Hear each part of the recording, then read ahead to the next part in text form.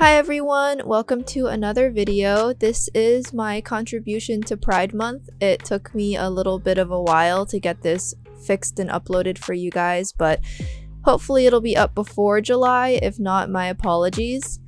This particular primer is okay. It's like a more metallic version of the Charlotte Tilbury Flawless Filt'r. I can't really say I like it. I'm using the under eye primer. I keep forgetting to use it, but I remembered today and it definitely made a huge difference in how my concealer and foundation laid on. I also use it to prime my eyelids a little bit. I'm using this Foundcealer today. I don't really think it has as full coverage as the name would imply, but it has a really pretty natural finish. And because the eye look is going to be pretty intense, I want my skin to look as flawless as possible and be matte without looking too crusty. It also layers on pretty well. You can see here I use 2 layers on my cheeks for additional coverage. To make sure my dark circles are as erased as possible, I am using a liquid concealer, and then I will use a pot type concealer afterwards. I'm doing the 2-dot method that I saw Robert Welch use. I think it's okay, I guess. I'm not sure. This sponge, the corners are not super good for under eyes, so next time I'll use a different sponge. My other Clinique brush is in the wash, so I'm just using this very tiny brush here to kind of surgically decide where I want the concealer to be before blending it out with the sponge.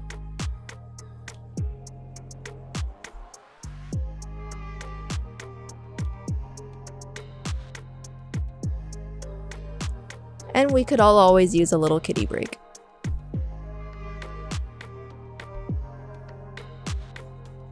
Next, I'm going to be doing the method where I first use setting spray to make my face really damp, and then I will be using this loose powder from Givenchy to bake for like 10 seconds.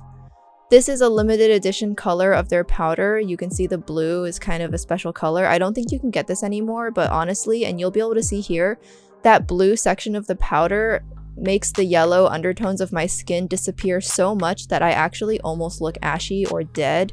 So I personally wouldn't necessarily recommend this color, but you can see it does look really nice on my skin otherwise. Next, I'm using the Brow Wiz to fill in my brows. I prefer this over the brow definer. It's just easier to use, but brows can take a lot longer to fill in, and of course you're going to go through this a lot faster. Thankfully, it seems to go on sale during 21 Days of Beauty a lot. And then I'm going to fill in the front of my brows using hair-like strokes with my favorite brow pen.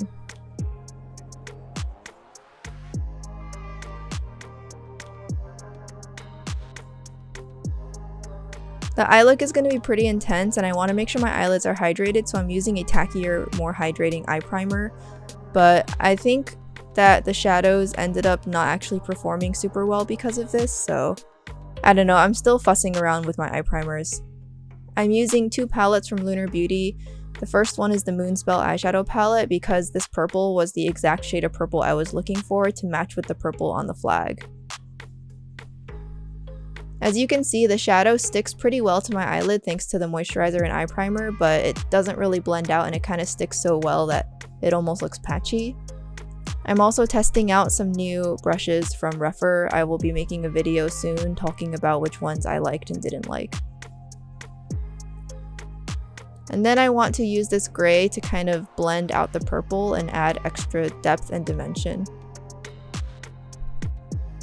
You can see again that I'm having a little bit trouble working with the gray, and I have used Eternal Eclipse a couple times before already, so I know that I usually don't have this problem with this formula.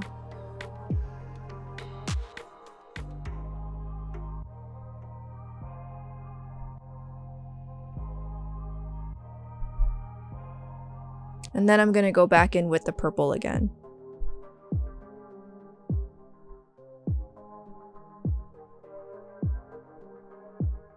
It looks a little bit better now. As a warning, the purple in Moonspell does stain a little bit. It can leave behind a pinkish stain. And then I'm just using the purple and gray shades on my lower lash line.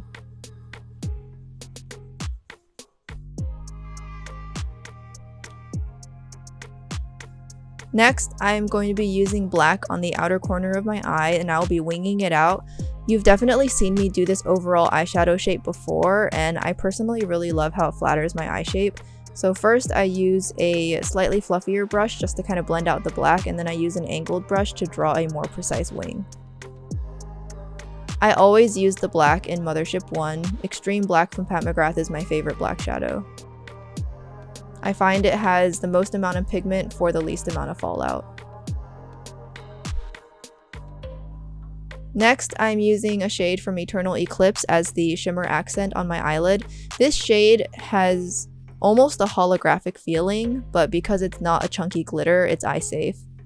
I wouldn't call it necessarily true hollow, otherwise Christine will personally come after me, but it's pretty close.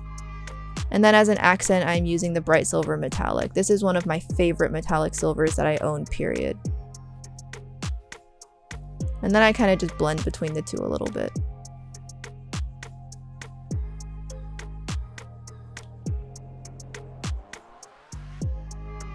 Dust off the fallout. And now I'm gonna kind of just try and fix up the black a little bit where I didn't think I blended well. Now to curl lashes, put on some mascara, and then pop on some false lashes.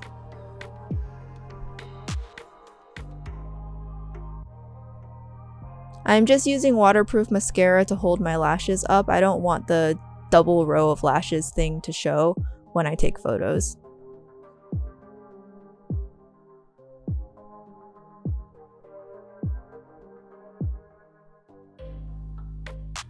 Then to draw on some fake lower lashes, I'm gonna tidy up the upper lash line a bit with a wing just to kind of add more definition. And then finally, I'm putting on these false lashes. These are from Doe Lashes in really, really low key, so they are not gonna cover up the eyeshadow, they're just gonna open up my eyes a little bit more. And finally, I thought it would look better if I lined my waterline with black.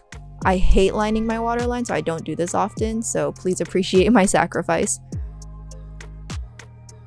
For the face, I'm using this Cool Tone Duo from JACLYN Cosmetics. I want the face to be very subdued to keep the focus on the eyes, and since the eye has purple and gray and black, a cool tone kind of almost contour shade and then a cool tone pink blush seemed perfect.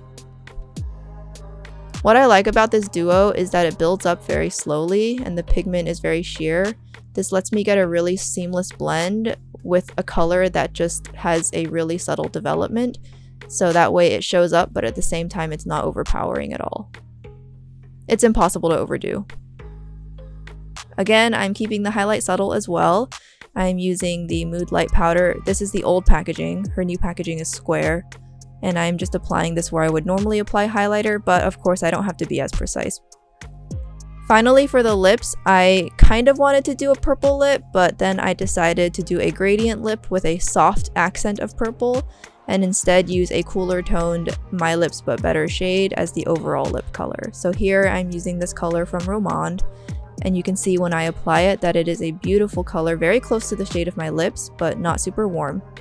So this will be a good base color. And then lastly, I'm using this purple lipstick from Sisley. I literally only have this lipstick for situations like this. You can use any purple lipstick you want, and I'm just dabbing it very closely to the center of my lips. And that makeup is complete.